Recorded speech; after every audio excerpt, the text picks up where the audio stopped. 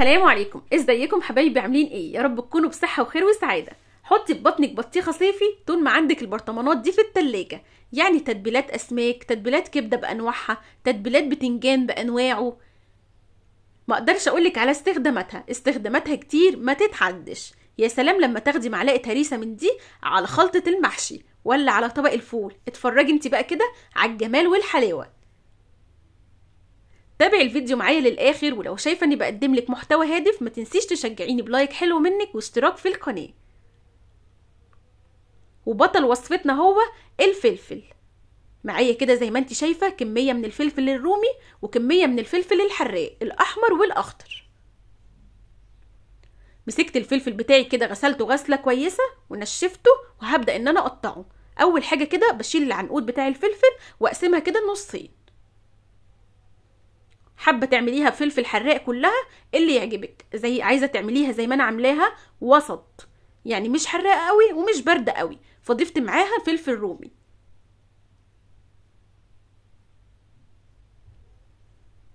انا هنا مستخدمه نص كيلو من الفلفل الحراق عليه ربع كيلو من الفلفل الرومي.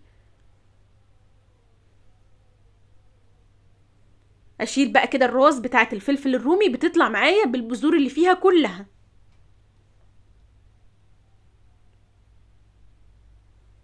بعد كده بقسم الفلفلايه بتاعتي النصين، بيبقى فيها زي عروق بيضه كده، شيليها خليها كده معاكي من جوه نضيفه كده وزي الفل. خلصت بقى كده الكميه بتاعتي كلها، انزل بقى كده عليها بحوالي 10 فصوص من الثوم، وعليهم معلقتين ملح كبار. عايزه اقولك ان استخدامات الهريسه كتيره جدا ما تتعدش. كبده، اسماك، الفول، البتنجان المقلي بقى والمسلوق، ما اقدرش اقولك على استخداماتها. ونزلت كده عليهم بربع كوبايه خل. قلبتها بقى كده تقليبه كويسه، واجهز بقى كده الكبه بتاعتي.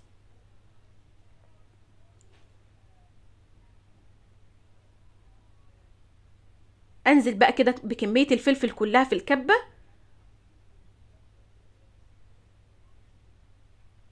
واضربها بقى كده ضرب متقطع. انا مش عايزاها ناعمه قوي ومش عايزاها حتت كبيره قوي، انا عايزاها كده زي المجروشه،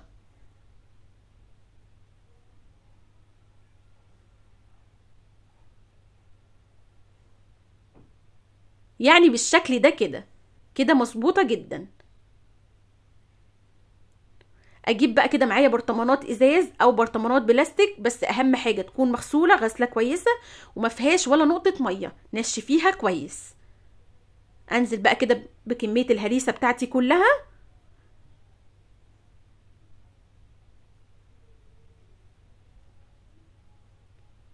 فضيتها بقى كده كلها.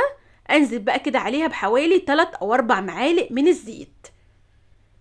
الزيت ده الماده الحافظه للهريسه، وعايزه تحتفظي بيها في التلاجة او عايزه تحتفظي بيها في الفريزر اللي يعجبك، هتقعد معاكي من السنه للسنه، مش هتبوظ ولا هيجرى لها اي حاجه. زي ما قلتلك 4 كده معالق من الزيت كبار هيدول الماده الحافظه للهريسه. خلصت كده الهريسه الخضراء، هريسه الشطه الخضراء اللي بالثوم. نجهز مع بعض هريسه الشطه الحمراء. برضو هنا معايا نص كيلو من الفلفل الحراق وربع كيلو من الفلفل الرومي. شلت كده اول حاجه الراس كده بتاعت الفلفلايه، بتطلع معايا بالبذور اللي فيها كلها.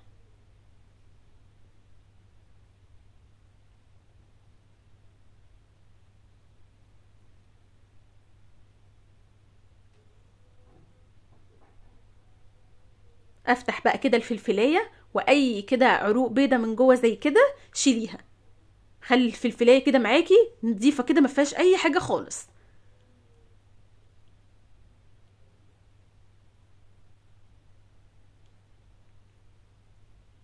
هرسة الفلفل الحمراء دي بتنفع بقى معاكي في حاجات كتيره. يا سلام لما تاخدي منها معلقه كده على خلطه المحشي او على اي خضار انت بتطبخيه. خدي معلقه صغيره كده وتضيفيها على اي خضار، اتفرجي على الجمال والحلاوه، بجد بتخلي لك الاكل في حته تانية خالص. اخد بقى كده الفلفل الحراق واقطع كده العنقود بتاعه بالشكل ده واقسمه النصين كده. خلصت الكمية كلها، انزل برضو عليها بمعلقتين ملح كبار. بس الهريسة الحمراء مش بيتضاف لها اي حاجة تاني خالص. اديها بس كده تقليبة كويسة وانزل بالكمية بتاعتي كلها في الكبة.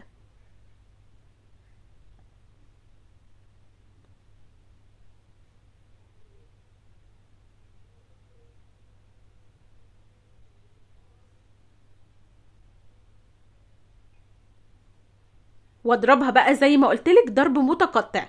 احنا مش عايزين الهريسة ناعمة قوي ولا عايزينها حتت كبيرة كده وصحيحة قوي، لا عايزينها كده ايه، مجروشة.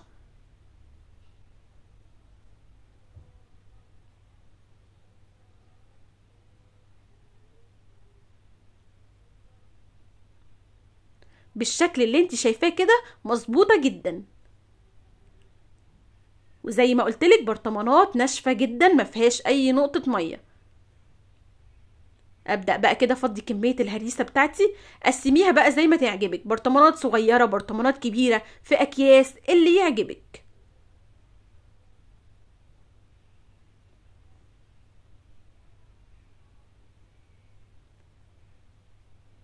ونفس الكلام برضو المادة الحافظة ليها انزلي كده على وشها بحوالي 3 أو 4 معالق زيت كبار.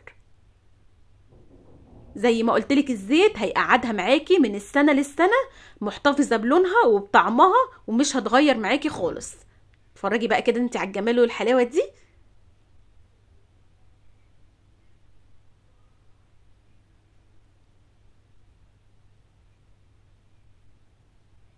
احكمي بقى كده البرطمانات بتاعتك حكمة كويسة واحتفظي بيهم في التلاجة او في الفريزر اللي يعجبك. سواء هنا او هنا احنا حاطين المادة الحافظة للهريسة اللي هو الزيت، فمش هتبوظ معاكي خالص. جربي الهريسة بالطريقة دي وهتعجبك قوي. طريقة سهلة وبسيطة وبجد طعمها حلو جدا في الاكل.